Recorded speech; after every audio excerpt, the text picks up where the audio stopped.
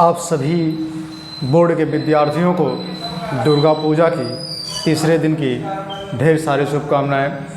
तो आज की जो ये वीडियो होगी वो क्लास 10 वालों के लिए और क्लास 12 वालों के लिए, दोनों के लिए ही वीडियो होगी।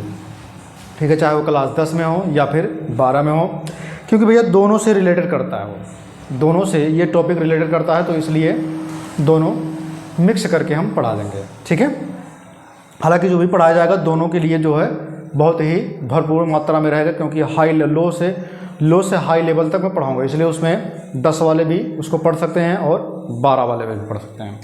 तो चलिए आइए हम लोग क्या करते हैं, टॉपिक को अपने स्टार्ट करते हैं। और आज का जो टॉपिक है ये आपका, ठीक है, क्लास 12 वालों के लिए भी जो चैप्टर है आपका वो है, ठीक है, चैप्टर आपका 2 है। और क्लास 10 वालों के लिए जो चैप्टर होगा बायोलॉजी से, वो चैप्टर इनका 3 होगा।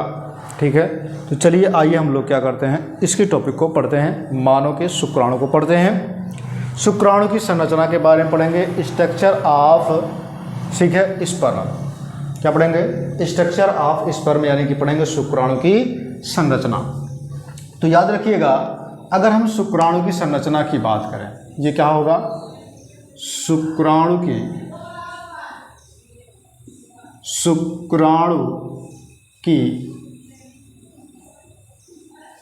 संरचना क्या होगा? शुक्राणु की संरचना। अगर हम शुक्राणु की संरचना की बात करें मेरे रसगुल्लों, तो ध्यान देना क्या बात है यहाँ पे। सबसे पहली चीज़ तो जो शुक्राणु होता है, क्या होता है? शुक्राणु जो होता है उस चीज़ों का आप ध्यान में रखेंगे कि इसकी जो है लंबाई कितनी होती है। तो ध्यान रखिएगा, शुक्राणु की जो लंबाई होती है, क्या होती है मेरे शेर और शेनियों? शुक्राणु की लंबाई। शुक्राणु की अगर हम लंबाई की बात करें तो ये होता है 60 म्यू, ठीक है, लंबा होता है। कितना? 60 म्यू ये लंबा होता है। लंबा भी होगा, वह कैसा होगा? लंबा व पतला होता है। कैसे होता है? लंबा व पतला होता है। कितना? 60 म्यू। शुक्राणु की अगर हम बात कर लेते हैं तो इस शुक्राणु के 3 भाग होते हैं। कितने भाग होते हैं? 3 भाग होते हैं। शुक्राणु के कितने भाग होते हैं? 3 भाग होते हैं। तो आइए हम उन तीनों को समझ लेते हैं। सबसे पहली चीज़ तो आप फिगर को एकदम ध्यान से देखिए। फिगर में आप देख पा रहे होंगे, यहाँ पे लिखा है हेड, जिसको बोलते हैं शीर्ष। क्या बोलते हैं मेरे रसगुल्लों? शीर्ष। तो यहाँ से लेकर के यहाँ तक के भाग को क्या कहते हैं? शीर्ष बोलते हैं। यहाँ से लेकर के यहाँ तक के भाग को शीर्ष यानी कि हेड बोलते हैं। पहला आपका क्या हो जाएगा? हेड हो जाएगा। ठीक है, जिसको हम क्या बोलते हैं? शीर्ष बोलते हैं, या फिर सिर भी आप कह सकते हैं। ये हो गया आपका पहला। ठीक है मेरे शेरों, चलिए आइए मेरे शेर और शेरों दूसरे को देखते हैं। तो दूसरा जो आपका भाग होता है वो होता है मिडिल, ठीक है, पीस, जिसको बोलते हैं मध्य। क्या बोलते हैं मेरे शेर और शेरों? मध्य भाग। क्या बोलते हैं इसको? मध्य भाग। क्या बोलेंगे उसको? मिडिल। ठीक है, पीसेस, यानी इसको बोलेंगे मध्य भाग। क्या बोलेंगे मेरे शेरों से? मध्य भाग। ये हो गया। देखिए, पहला को हमने बताया आपको, और हमने दूसरा भी आपको बता दिया, जो कि मध्य वाला हिस्सा है। मध्य वाला जो हिस्सा होता है, यहाँ से लेकर के यहाँ तक का भाग पूरा मध्य वाला हिस्सा कहलाता है, मिडिल वाला कहलाता है। उसके बाद यहाँ से जब चलेंगे पूरी यहाँ तक की पूंछ तुम्हारी क्या कहलाती है? टैल कहलाती है। तो तीसरा क्या होगा मेरे रसगुल्लों, मेरे शेर और शेरनियों? तो वो होगा टैल। क्या होगा? टैल, जिसको हम बोलते हैं पूंछ। क्या बोलते हैं? पूंछ। ठीक है, ये हो गया 3 इसके भाग होते हैं। मैंने आपको भाग के बारे में बता दिया, कौन कौन से भाग कहाँ कहाँ पर होंगे, ये मैंने आपको क्लियर कर दिया। चलिए आइए अब हम लोग क्या करते हैं, हेड के बारे में सबसे पहले जानकारी लेते हैं। इसके बारे में, हेड के बारे में। चलिए आइए, अगर हम हेड की बात करें, यानी कि शीर्ष की बात करते हैं, किसकी बात करते हैं? शीर्ष की।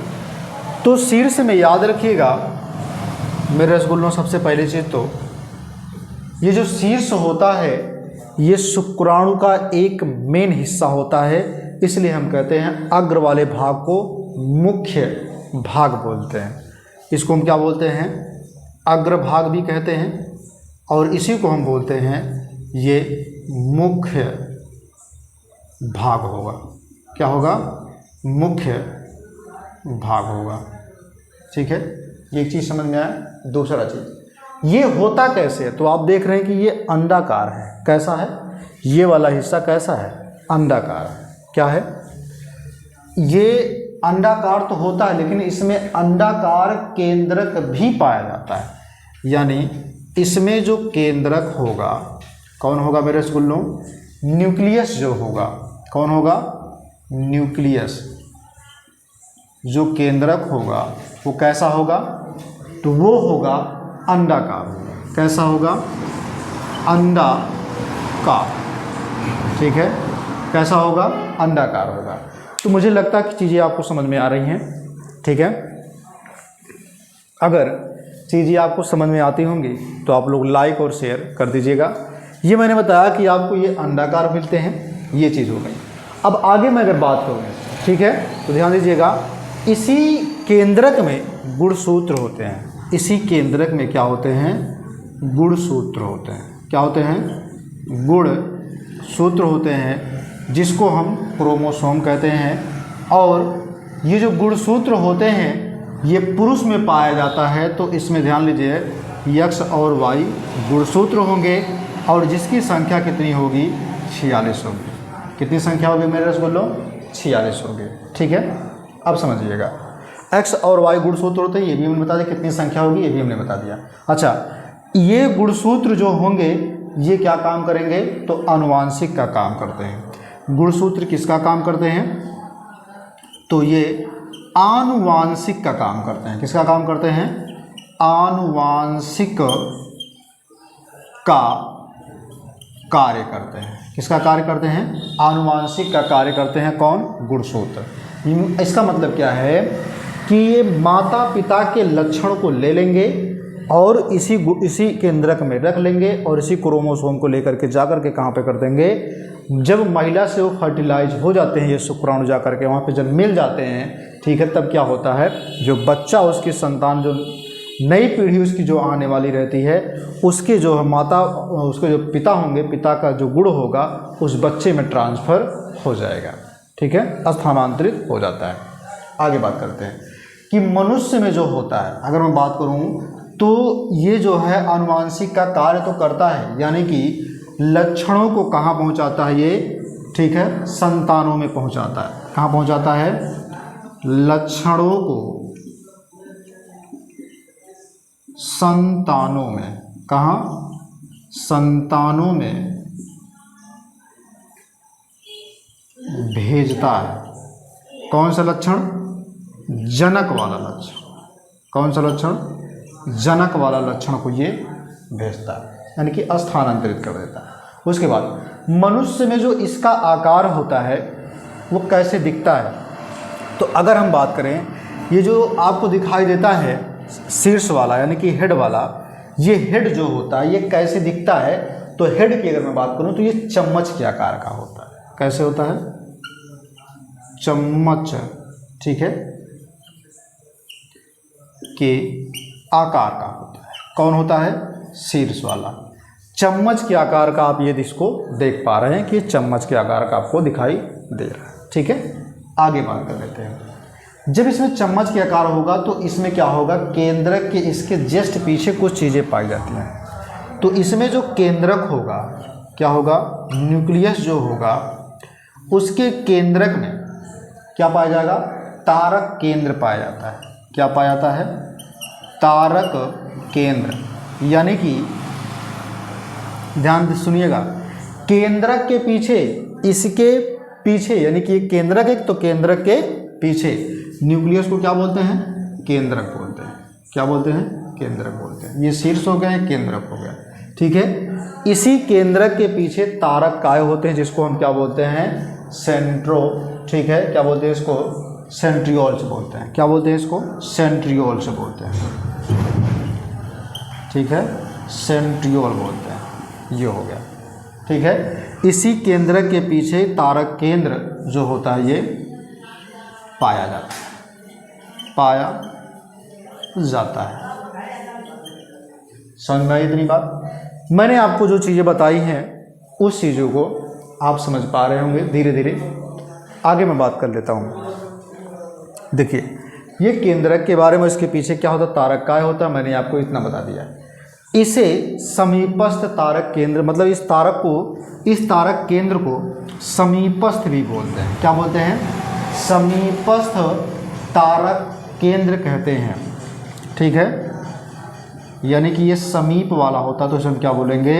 समीपस्थ तारक केंद्र बोलते हैं।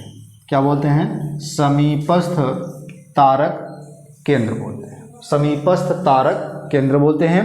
ये मैंने आपको बताया। अच्छा, इसमें जो होता है, ठीक है, इसमें थोड़ी दूर जो है तारक केंद्र जो होता है वो शुक्राणु के पूंछ के, ठीक है, अक्षीय तंतु यानी कि एक्सिस, ठीक है, अक्षीय तंतु का निर्माण करता है जो केंद्रक के आगे होता है। मतलब यही तारक केंद्र इसके पीछे होता है, ये थोड़ा सा ऊपर चल करके अक्षीय अक्ष पर क्या करता है, ये एक्रोसोम, ये जो रेड कलर का हमने बताया है, ठीक है, इसको क्या बोलते हैं?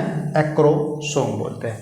यहाँ पर इसको हम क्या बोलते हैं? एक्रोसोम बोलते हैं। क्या बोलते हैं? एक्रोसोम, ठीक है।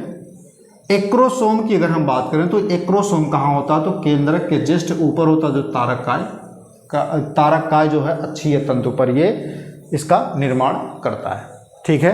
तो यहाँ पर ध्यान रखिएगा कि ये तारक केंद्र जो होता है ये किसका निर्माण करेगा? तो एक्रोसोम का निर्माण करता है। किसका निर्माण करता है? एक्रोसोम का निर्माण करता है, ऊपर जो अक्षीय अक्ष पर। कहाँ करता है ये? अक्षीय अक्ष पर ये एक्रोसोम का निर्माण करता है। आगे समझिएगा। अच्छा, ये जो एक्रोसोम होता है ये कैसे होता है? तो ये टोपी के जैसे होता है। कैसे होता है? ये एक्रोसोम जो होता है, ठीक है, केंद्रक के आगे टोपी जैसी ये संरचना बनाती है, ठीक है, ये एक्रोसोम कहलाती है। अच्छा, ये कैसी संरचना होती है? तो ध्यान रखिएगा, जो एक्रोसोम होता है वो टोपी जैसी होती है संरचना। कैसी होती है? टोपी जैसी संरचना होती है। कैसी होती है? टोपी जैसी संरचना इसकी मानी जाती है, ठीक है। तो मुझे लगता है कि आपको समझ में आ रहा होगा, क्योंकि आज जो है आपको ज़्यादा फास्ट पढ़ा भी नहीं रहा हूँ, ठीक है, चीज़ें आपको समझ में आ भी रही होंगी, ठीक है। आगे समझिए। अब समझिएगा कि इसी एक्रोसोम से एक जो है क्या नाम है, एक एंजाइम से एक पदार्थ स्रावित होता है जिसका नाम है लाइसिन। इसी एक्रोसोम से एक पदार्थ स्रावित होता है जिसका नाम है लाइसिन, ठीक है। ये जो लाइसिन होता है ना मेरे भैया, ये काम क्या करता है समझिएगा। लाइसिन नामक जो पदार्थ होता है जो स्रावित करता है, ये एक्रोसोम क्या करता है? लाइसिन, कौन सा? लाइसिन नामक पदार्थ को स्रावित करता है। किसको करता है? लाइसिन नामक पदार्थ को ये स्रावित तो करता है मेरे रसगुल्लो, ठीक है। यही लाइसिन नामक पदार्थ क्या काम करता है?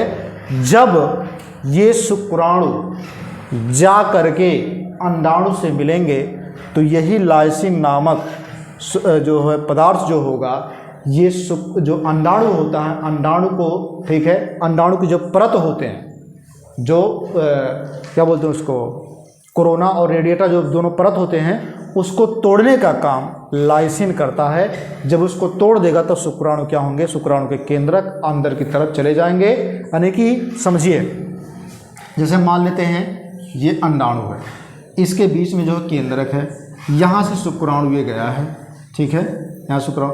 अब यहाँ पर क्या है? एक्रोसोम ये रिलीज हो रहा है, ठीक है। एक्रोसोम क्या कर रहा है, लाइसोसोम को रिलीज कर रहा है। तो इसकी परत को, ये वाले परत को तोड़ के आगे बढ़ेगा और इसका केंद्रक और इसके केंद्रक दोनों आपस में यहीं पर मिलेंगे।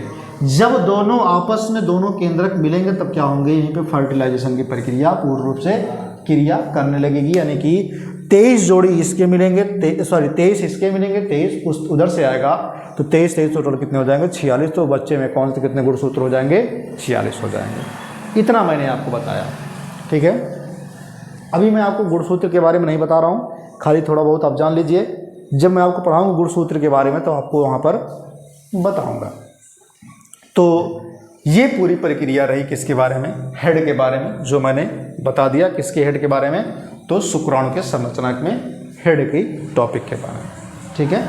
अब हम इसको रफ करते हैं और आगे की तरफ चलते हैं। एक चीज़ याद रखिएगा भैया कि जो भी टॉपिकें आपको पढ़ाई जाती हैं उसको आप रिवीजन करते रहिएगा, ठीक है, क्योंकि आपका अर्धवार्षिक पेपर भी होने वाला है। तो ध्यान रखिएगा, अर्धवार्षिक पेपर में भी ये सब चीज़ें पूछी जा सकती हैं, ठीक है। और ये टॉपिक इम्पॉर्टेंट ही बहुत है, ठीक है। इसमें आप नॉन इम्पॉर्टेंट इसको आप कह भी नहीं सकते हैं, क्योंकि इससे देखिए भैया बहुत से क्वेश्चन बनते हैं और आप लोग हमेशा पढ़ते रहिए। अगर आप चाहते हो कि आप टॉप कर सको तो आपको पढ़ना पड़ेगा, क्योंकि आपको एक चीज़ पता होगा, मेरे रसगुल्लों, मेरे शेरों से नहीं हो, पता क्या होगा आपको आप देखते होंगे कि जंगल में 2 जानवर एक पाया जाता है, मतलब जंगल में बहुत से जानवर होते हैं लेकिन 2 जानवर में एक खासियत होती है। आपको पता होगा कि जंगल में जो शेर होता है उसको राजा क्यों कहते हैं, जंगल में जो शेर होता है उसको राजा क्यों कहते हैं। और जबकि शेर और चीता में, जिसको टाइगर बोलते हैं, ठीक है, शेर और चीता में ज़्यादा डिफरेंस होता नहीं है। जैसे समझाते हैं आपको, अगर शेर किसी झुंड में किसी शिकार को देखता है, मान लेते बहुत से सारे जानवर हैं, उसी को टारगेट करके अगर शेर देखता है, ठीक है, अगर झुंड लगा है जानवरों का और शेर क्या काम करता है, एक टारगेट को फिक्स करता है कि हमको इसी को खाना है और उसी को दौड़ा के मारता है। उसके आगे या पीछे कोई भी आ जाए लेकिन वो किसी को मारेगा जिस पे वो टारगेट कर लेता है, शेर। इसलिए शेर को राजा कहा जाता है। समझो, चीता को राजा क्यों नहीं कहा जाता, क्योंकि सारे उससे कई ज़्यादा गुण, शेर से कई ज़्यादा गुण जो चीते में होता है। लेकिन चीता क्या करता है, जब वो किसी टारगेट को सेट नहीं करता, जैसे दौड़ेगा, झुंड में दौड़ेगा, जिसको पा जाएगा उसी को खा लेता है। बस दोनों में यही डिफरेंस होता है। इसलिए जब भी आप कोई भी चीज़ पढ़ने बैठो, जिस टॉपिक को आप पढ़ने बैठो उसको पूरा से पूरा कवर कर लो, ठीक है। उसके बीच में चाहे कितना भी फ़ोन कोई बुला ले, चाहे खाना ना कोई भी कहे कि खाना आके खा लो, कुछ भी नहीं, सब कुछ छोड़ दो। एक टारगेट फिक्स करो कि हमें इसे पढ़ना है, ठीक है। ये टारगेट आपके अंदर होना चाहिए। जैसे शेर सेट करता है अपने लक्ष्य को, वैसे आप भी एक लक्ष्य बनाइए कि हमको इतना पढ़ना, इसके बाद ही हम कोई काम करेंगे, तभी आप सक्सेस हो पाएंगे। नहीं तो आप पढ़ते रहिएगे, कोई मतलब आपका निकलेगा नहीं, ठीक है। तो चलिए आइए फिर से जो है इसी के साथ हम लोग क्या करेंगे, आगे देखते हैं। यहाँ पर दूसरा वाला जो होता है जिसको बोलते हैं मध्य भाग, यानी कि जो है मिडिल, ठीक है। मिडिल वाले को देखते हैं, मध्य वाले को देखते हैं। तो सबसे पहले याद रखिएगा कि मध्य की अगर हम बात करें, किसकी बात करें, मध्य वाले की, तो यहाँ से ले करके ये गर्दन होता है जिसको बोलते हैं नेक, ठीक है। गर्दन वाले को क्या बोलते हैं, नेक बोलते हैं। तो ये मैंने आपको पहले ही बताया। यहाँ पर गर्दन यानी कि इसको हम ग्रीवा नहीं कह सकते हैं, क्या कहते हैं, ग्रीवा कहते हैं, ठीक है। जस्ट शीर्ष के नीचे होता है। जैसे हम लोगों का ये क्या नाम है, एक प्रकार से हमको समझिए, जैसे ये जो हेड है ये हमारा पूरा थोबड़ा हो गया, यहाँ हमारी गर्दन हो गई, ठीक है, नेक हो गया। ये पूरी क्या हो गई, मध्य वाली भाग होगी, और नीचे तुम्हारा क्या हो गया, पैर तुम्हारा पूंछ वाला हो गया। एक इससे समझ पा रहे होंगे आप, ठीक है, इससे चीज़ें आप समझ पा रहे होंगे। अब उसके बाद देखिए, मैंने आपको कहा मध्य वाला देखते हैं।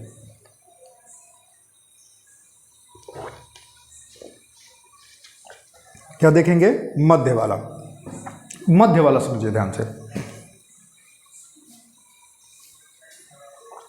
अगर हम मध्य वाले की बात करें, किसकी बात करें, मध्य वाले की, समझिए।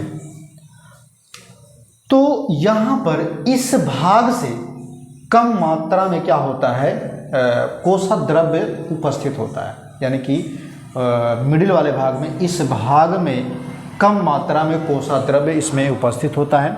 सबसे पहले चीज़ तो ध्यान रखिएगा, अगर हम इसकी बात करते हैं, ठीक है, तो इस वाले में क्या चीज़ें होंगी, ध्यान देखिएगा। इसमें जो है कम मात्रा में कोसा द्रव्य उपस्थित होता है, इसमें कम मात्रा में कोसा द्रव्य क्या होता है, कोसा द्रव्य उपस्थित होता है। आप समझिएगा, ठीक है, उपस्थित होता है। अच्छा, जब इसमें कम मात्रा में कोसा द्रव्य होता है, यानी कि इसमें द्रव्य भरे होते हैं, ठीक है, इसी मध्य, ठीक है, पीस में क्या होता है, मध्य भाग में, ठीक है, माइटोकांड्रिया भी होता है, जिसको हम हिंदी में कहते हैं सूत्र कणिका। माइटोकांड्रिया को क्या बोलते हैं, सूत्र कणिका, ठीक है, माइटोकांड्रिया पाया जाता है।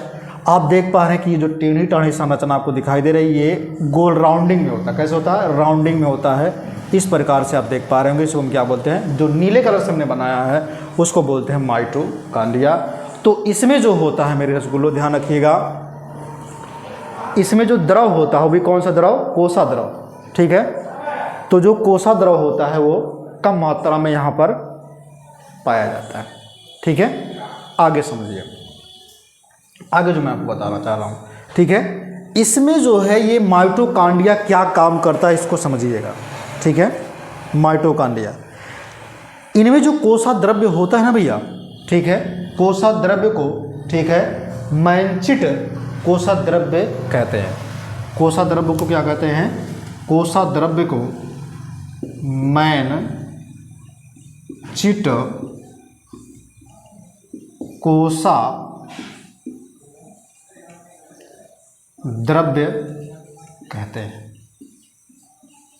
अब समझिएगा एक चीज, जो इसमें माइटोकांड्रिया जो होता है, कौन सा होता है इसमें, माइटोकांड्रिया इसमें पाया जाता है, जिसको बोलते हैं सूत्र कणिका, माइटोकांड्रिया। माइटोकांड्रिया जो होता है मेरे रसगुल्लो, ये कैसे होता है, तो सर्पिलाकार आवरण बनाता है। क्या बनाता है ये, सर्पिलाकार एक आवरण अक्षीय तंतु के चारों ओर स्थित होता है। यानी कि माइटोकांड्रिया के चारों ओर ये कैसा होता है, ये सर्पिलाकार आवरण बना लेता है। सर्पिलाकार आवरण से ये घिरा होता है। मतलब ये जो आवरण आप देख पा रहे हैं ना, ये सर्पिलाकार मतलब एक बेलने के जैसे पूर्व से घुमाओ, जैसे ये है ना, इसके चारों तरफ, ठीक है, इसके बीच में माइटोकांड्रिया होता है, जो चारों तरफ क्या होता है, सर्पिलाकार एक आवरण से ये क्या होता है, अक्षीय आवरण, अक्षीय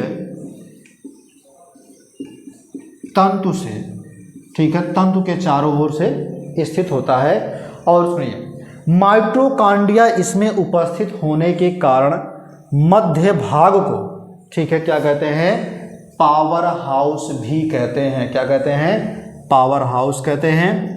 माइटोकांड्रिया को पावर हाउस तो कहा जाता है, तो आपको भी पता है, इसको क्या बोलेंगे, पावर हाउस, ठीक है। यहाँ पे समझिए, पावर हाउस को ऊर्जा गृह भी बोलते हैं, हाउस, या फिर इसी को बोलेंगे ऊर्जा गृह। एक चीज़ समझिएगा।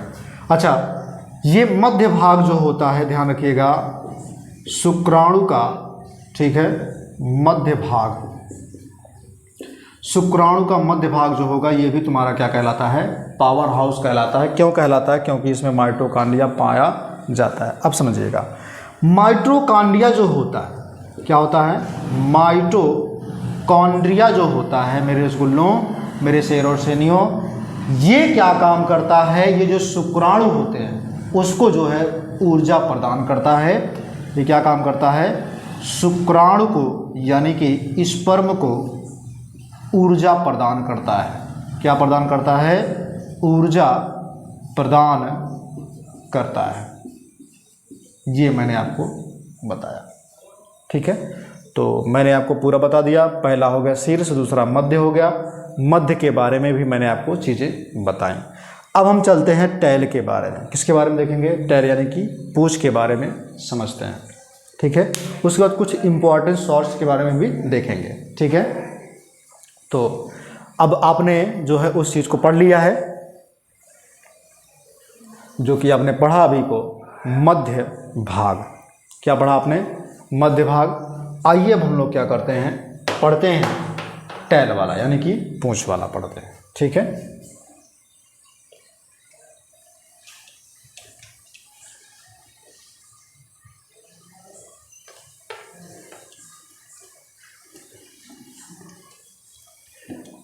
चलिए समझ आ जाए, है ना, समझ जाए। क्यों मेरे स्कूलों, तैयार हो ना समझने के लिए आगे वाला टॉपिक? ठीक है, चलिए मुझे लगता है कि आप लोग तैयार हैं, बहुत बढ़िया से बैठे होंगे पढ़ने के लिए। देखिए ये जो टैल होता है जिसको हम क्या बोलते हैं? पूंछ। क्या बोलते हैं? पूंछ भी कह सकते हैं या फिर इन्हें हम क्या कहते हैं? पूंछ भी कहते हैं। ये यहाँ से जो है एक पतली जैसी नली जैसी एक बेलनाकार जैसी संरचना होती है जिसे हम पूंछ कहते हैं। पूंछ भी कह सकते हैं आप, पूंछ भी कह सकते हैं। अब समझिएगा, अगर मैं इसकी बात करता हूँ तो यहीं से देखिए लिखना शुरू करूँगा तभी आएगा। चलिए पूंछ की बात करते हैं। सबसे पहले चीज़ तो ध्यान रखिएगा, ये जो पूंछ होता है ये शुक्राणु को तैरने का काम करता है। ये क्या काम करता है? शुक्राणु का अंतिम वासव से, ठीक है, क्या होता है? अंतिम वासव से धागे नुमा भाग होता है। सबसे पहली चीज़ तो क्या है? शुक्राणु का, किसका? शुक्राणु का अंतिम भाग होता है। कौन सा भाग होता है? अंतिम भाग होता है। आगे ये शुक्राणु को तैरने का भी काम करता है, यानी कि एक ऐसा संरचना होती है तो धागे जैसी संरचना होती है, धागे नुमा संरचना होती है। कैसी होती है? धागे नुमा इसकी संरचना बनती है। इतना समझ में आया? उसके बाद समझिएगा, जब इसकी धागे नुमा संरचना होती है तो उसमें और भी चीज़ें पाई जाती हैं। यह भाग झिल्ली नुमा आवरण से क्या होता है? ढका होता है। मतलब इसके ऊपर एक झिल्ली जैसी लपेटी हुई एक संरचना होती है। तो इसके ऊपर यानी इस भाग के ऊपर ऐसे लिखो, यह भाग झिल्ली नुमा आवरण से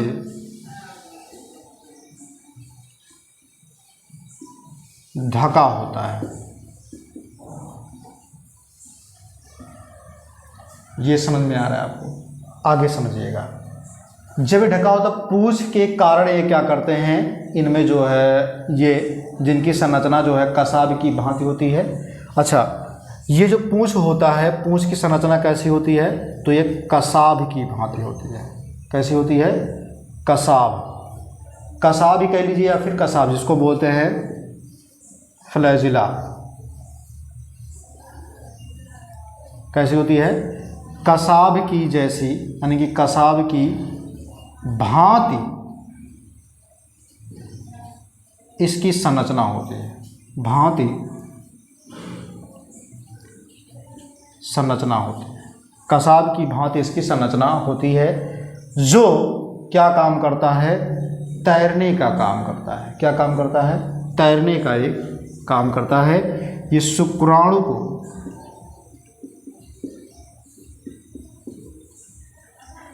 गति करने में, तैरने में ना लिखो, गति करने में,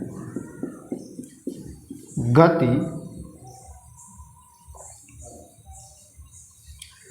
करने में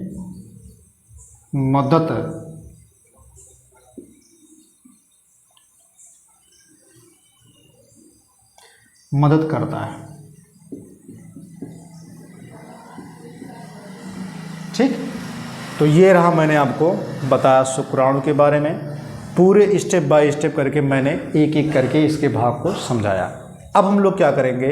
अच्छा, ये शुक्राणु किसके बीच में रहता है? तो शुक्राणु रहता है वीर्य में। कहाँ रहता है? वीर्य में, जिसको बोलते हैं स्पर्म, बोलते हैं, सीमन भी कह सकते हैं उसको, ठीक है, सीमन कहते हैं उसको, ठीक है। ये कहाँ होता है? सीमन में रहता है, जिसको बोलते हैं शुक्रिय प्रद्रव्य बोलते हैं, ठीक है, तो अभी हम उस चीज़ को पढ़ लेते हैं, उसके बाद ये टॉपिक आपका समाप्त हो जाएगा। चलिए आइए हम लोग क्या पढ़ेंगे, अगली जो हेडिंग होगी आपकी वो होगा सीमन। क्या होगा? सीमन।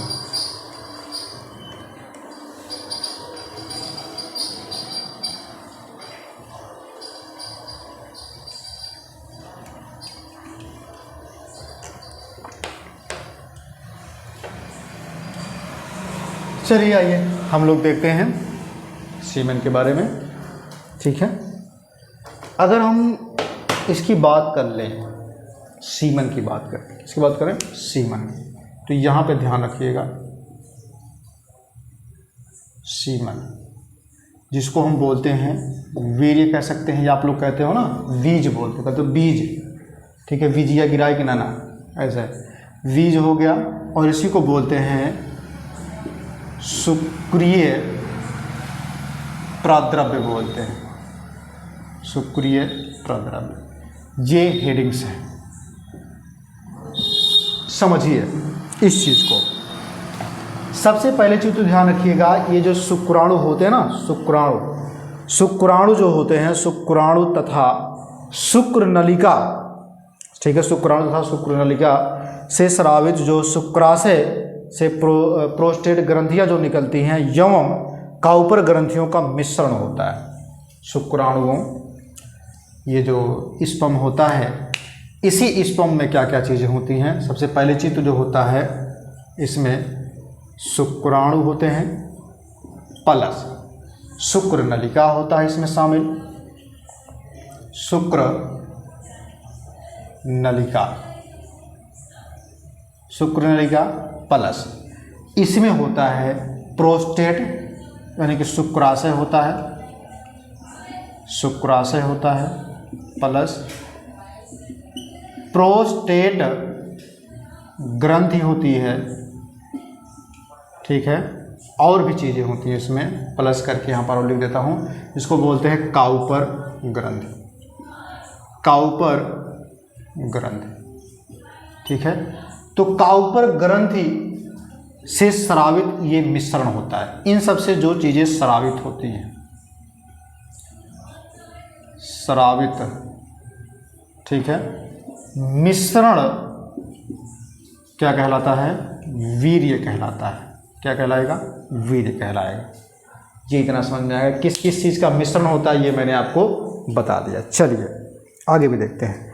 अच्छा, इसमें जो होता है ध्यान रखिएगा, इसी में, ठीक है, जो शुक्राणु होते हैं इसी वीर्य में गतिशील होते हैं। कैसे होते हैं? ये गतिशील होते हैं। अगर हम बात करें तो यह शुक्राणुओं को गतिशील एवं परिपक्व बनाता है। सबसे पहले चीज़ तो ध्यान रखिएगा, जो वीर्य होता है, कौन होता है? वीर्य। ये क्या काम करता है? शुक्राणु को, किसको? शुक्राणु को गतिशील प्लस ये और क्या काम करता है? ठीक है, परिपक्व, परिपक्व करता है। ठीक है, इतना क्लियर हो गया। और भी चीज़ें होती हैं, इसी वीर्य में बहुत सी चीज़ें पाई जाती हैं। तो वीर्य में याद रखिएगा, अगर हम बात करें तो वीर्य में पाया जाता है इसमें फ्रक्टोज। क्या पाया जाता है? फ्रक्टोज, ठीक है, फ्रक्टोज हो गया। और सुनिए, कैल्शियम होता है। क्या होता है?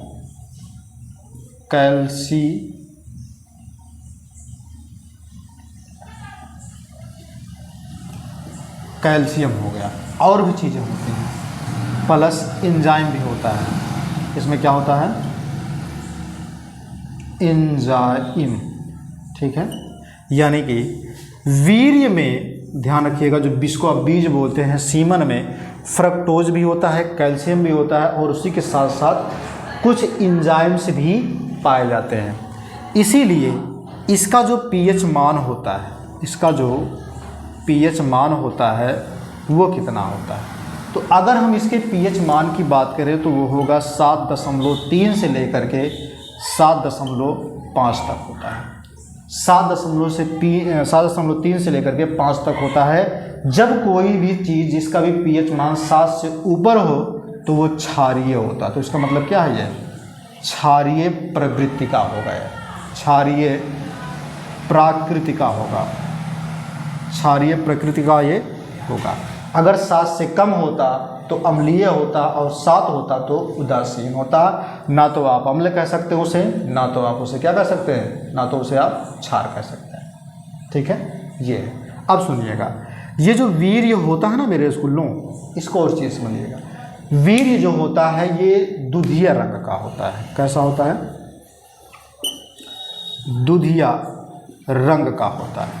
कैसे होता है, दुधिया रंग का होता है। अच्छा, ये जो दुधिया रंग होता है ये क्या काम करता है, वीर्य, और भी समझिएगा, वीर्य जो होता है दुधिया रंग तक का होता है, ये कार्य क्या करता है, तो ये क्या कार्य करता है, जब सेक्स की प्रक्रिया होती है, यानी जिसको बोलते हैं मैथुनांग की प्रक्रिया, जब मैथुन की प्रक्रिया होती है तो उस कंडीशन में क्या करता है, मैथुन के समय, ठीक है, मैथुन के समय स्त्री के, किसके, स्त्री के, ठीक है, अगर हम बात करें यानी कि फीमेल के, ठीक है, फीमेल के जननांग को स्नेहक बनाता है। फीमेल के जननांग को स्नेहक यानी कि सुगम बनाता है, स्नेहक बनाएगा, प्लस घर्षण को कम करेगा। स्नेहक बनाता है प्लस घर्षण को कम करता है, दो काम करता है। ठीक है, जैसे मान लीजिए सपोज दैट, जैसे मान लीजिए ये क्या है, स्त्री का वीजाइना होता है। अब इसी वीजाइना में क्या करेगा, अगर ये पेनिस मान लेते हैं, इसमें प्रवेश होता है, क्या प्रवेश होता है, पेनिस, अगर इसमें प्रवेश होगा तो इसमें से जो, ठीक है, ये वीर्य निकलेगा, क्या करेगा, उसको जो है घर्षण को कम कर देगा। क्या कर देगा, घर्षण को कम कर देगा, तो इस पर रगड़ उतना नहीं होगा। और जब ये घर्षण को कम कर देता है तो उस समय क्या होता है, उस महिला को, जब सेक्स की प्रक्रिया की जाती है तो उस महिला को पेन बहुत अधिक मात्रा में होता है। ठीक है, आगे समझते हैं। ये जो इसमें जो शुक्राणु होते हैं, ये मैंने आपको बताया, अब समझिएगा।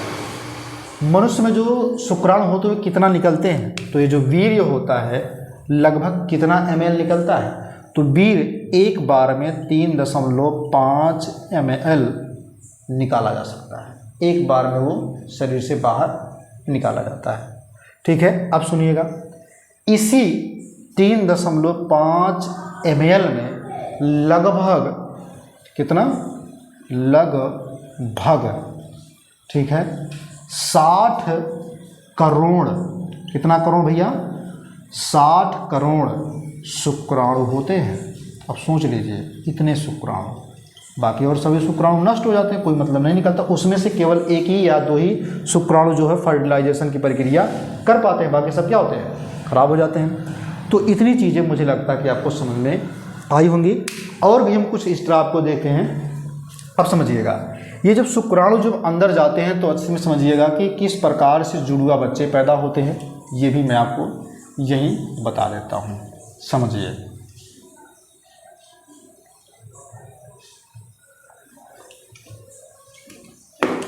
किस प्रकार से इनमें सब चीज़ें, तो चलिए आइए मैं आपको समझा देता हूँ कि किस प्रकार से जुड़वे बच्चे पैदा होते हैं।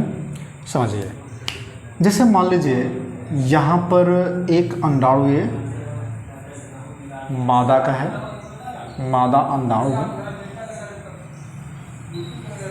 ठीक है, और यहाँ पर क्या है, ये शुक्राणु है। ठीक है, ये क्या है, शुक्राणु, जो कि कहाँ होता है, नर में होता है। जब ये शुक्राणु जा करके किससे मिलेगा, इस अंडाणु से मिलेगा, एक अंडाणु से मिलेगा। जब एक शुक्राणु, कौन सा शुक्राणु, एक शुक्राणु एक अंडाणु से जा कर के मिलेगा तो क्या होंगे, बच्चे जुड़वा तो होंगे, बच्चे जुड़वा तो होंगे, लेकिन कैसे?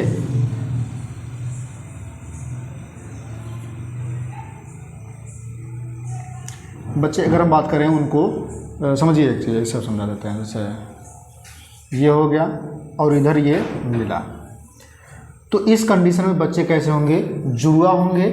लेकिन जो अब समझिएगा, जैसे मान लीजिए एक शुक्राणु और एक अंडाणु मिला, तो ये उसी टाइम कुछ दिनों के बाद क्या होते हैं, ये दो भागों में, दो भ्रूण में बट जाते हैं, दो भ्रूण में बट जाएंगे।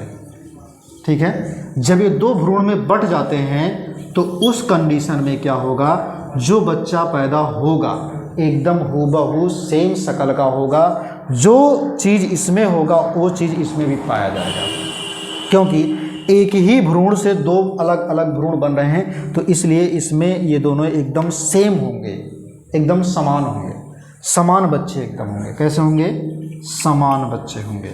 कब होंगे, जब एक शुक्राणु एक अंडाणु से, ठीक है, जा करके फर्टिलाइजेशन की प्रक्रिया करता है, निषेचन की प्रक्रिया करता है, और वो युग्मक जो है दो भ्रूण में बट जाते हैं, दो भ्रूण में विभाजित हो जाते हैं, तो जो दोनों संतानें जो पैदा होंगी वो आनुवांशिक रूप से उन दोनों में जो भी गुण होंगे सब एकदम सेम होंगे, हूबहू होंगे एकदम। ये मान के चले, अगर वो बच्ची है तो बच्ची होगा, अगर वो लड़का है तो लड़का ही पैदा होगा, ऐसा होगा। अब समझिए इसी का, अगर मान लेते हैं कि कोई शुक्राणु है, ठीक है, और कोई, इसमें समझिएगा, एक शुक्राणु दो अंडाणु को साथ साथ में क्या कर देता है, फर्टिलाइजेशन कर देता है। एक शुक्राणु दो अंडाणु को एक साथ में फर्टिलाइजेशन कर देता है, तो उस कंडीशन में समझिए, जैसे मान लीजिए, नहीं एक मिनट रुक जाइए, एक शुक्राणु इसको जाकर फर्टिलाइजेशन किया और एक शुक्राणु जो होगा इसको जाकर के फर्टिलाइजेशन किया, तो उस कंडीशन में क्या होगा, जो ये बच्चा पैदा होगा और ये जो बच्चा पैदा होगा, ये भाई भी हो सकते हैं और ये